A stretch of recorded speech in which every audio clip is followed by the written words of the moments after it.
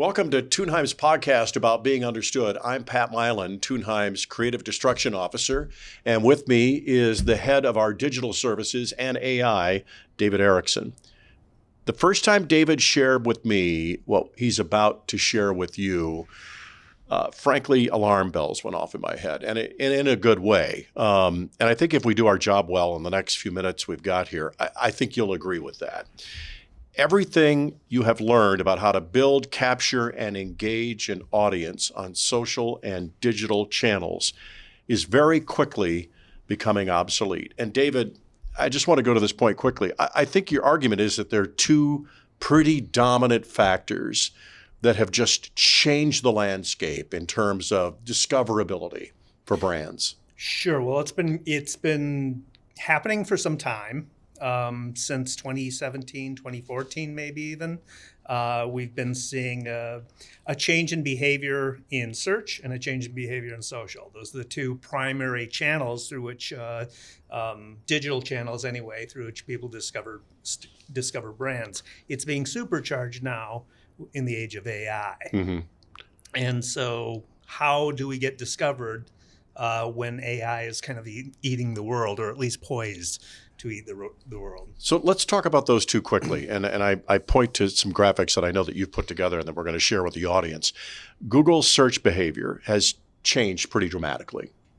It has. So there's a concept called zero-click search that it's developed by a guy named Rand Fishkin.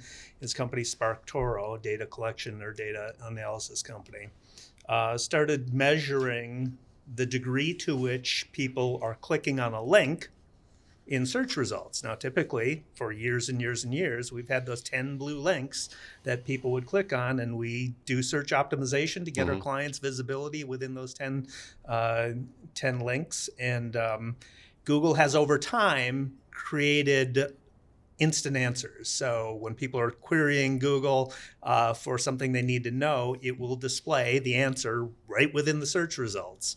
And so there's no need to click, right? They've added additional features like people also ask. You'll see those modules in Google search where there's additional questions that people also ask related to what you've just searched, and those have the answers within them. So there's no need to click through. Hang on a minute. No need to click. Actually, I have a need. I want you to click because I want to bring you to me. And what Google has done is they've made it pretty much impossible to get you to come to me.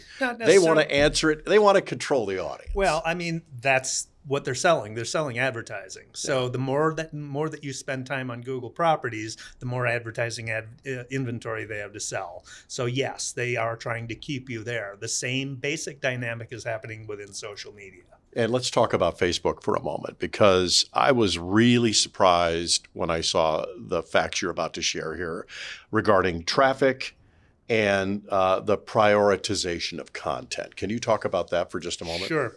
So Facebook, all the other social channels really are doing the same thing. I started seeing it in about 2014, where the degree to which you used to put a link in you always put links in your posts on social media because you want to drive people to your website. The degree to which our traffic the traffic we were getting from social media sites, Facebook in particular, was declining.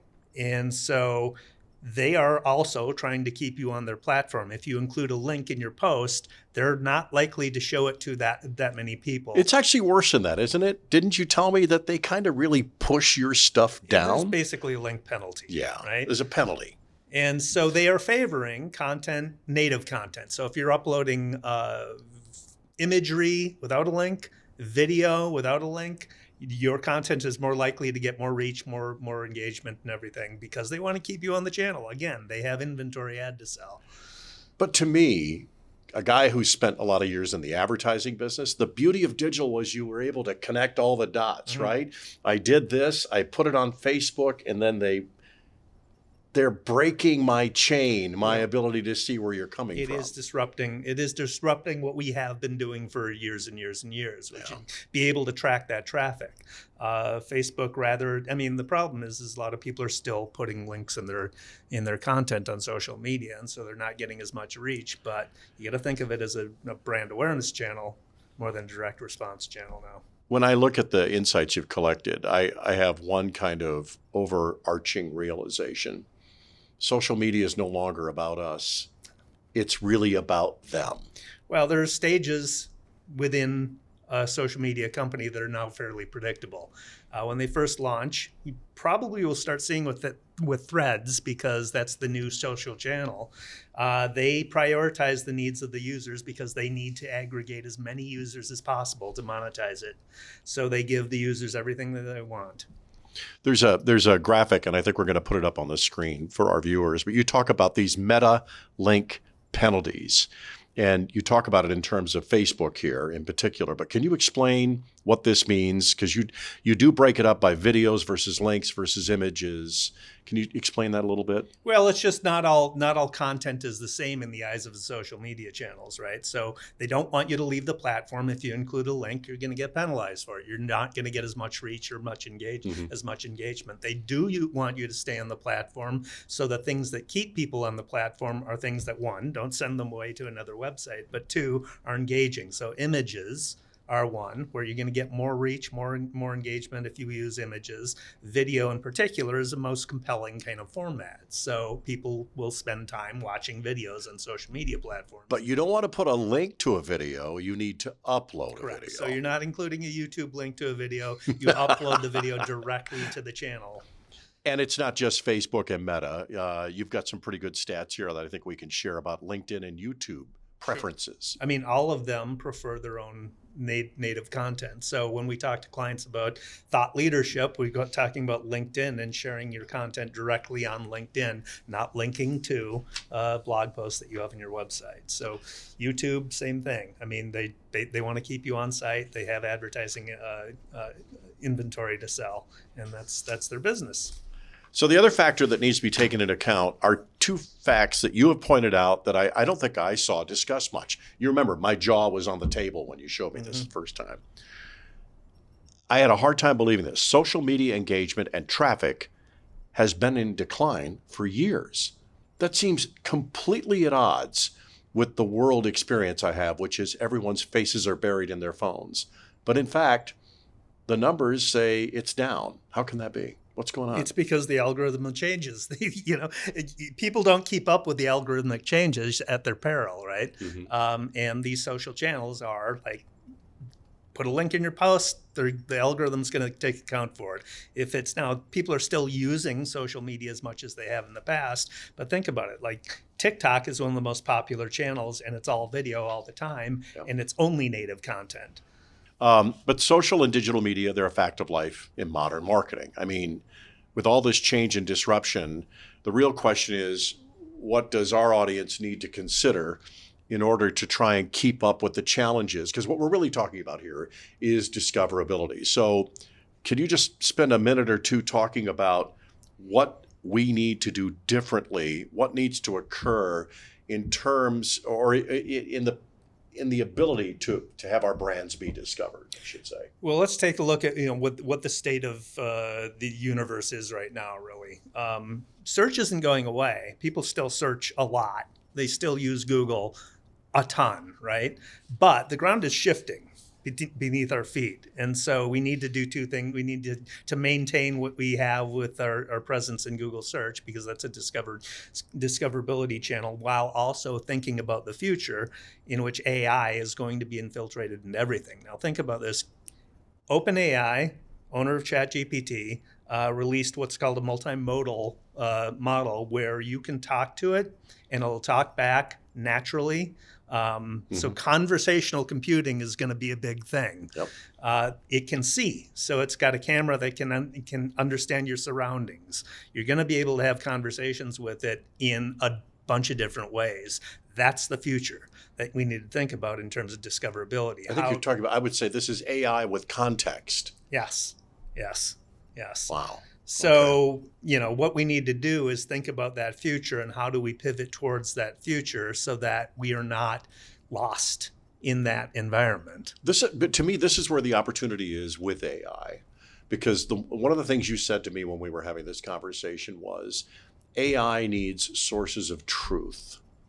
And so the more you can open up your existing content or create content that helps feed what AI needs, the better your brand will be. Yeah. Of course, this is counterintuitive to how a lot of people feel right now. They're scared to death of AI. Yeah. But I think you're saying this is the opportunity with AI. Absolutely. So what is the biggest problem right now with AI? What is the thing that everybody complains about? Well, it can be wrong. It's hallucinations, right? So Yeah. they know that. All the people who are developing these models for AI know that that's a big problem. They are doing things to try and solve for it. One is retrieval augmented generation. So that just means adding additional sources of truth to the content so that it's more true than it's not. It's less likely to hallucinate. The other is for brands, for like feeding them their sources of truth. So one thing that Google is focusing on is individual experts. And so there's an underlying technology called the knowledge graph within Google that lists like famous people or people who have specific expertise. Yep. And that's in a database that Google owns. So how do we get at that database and present our experts as sources of truth, or our content as sources of truth? And there's a thing that I've seen surface in some of the circles where I travel. One of the fears about AI is when it's sucking up, quote, sources of truth, it's also bringing in a lot of bias. Yep. So part of what I'm wondering is if it's a newer source of truth that has hopefully a little less, we all have bias. Bias is important. It's part of what keeps us alive, right? You make decisions about safe, danger, all these other things.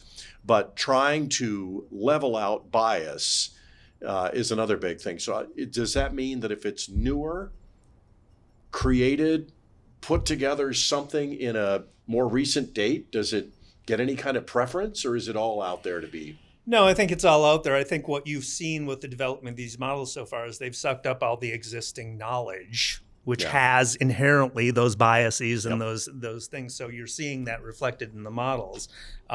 What they need for sources of truth are ones that are less likely to be that type of content.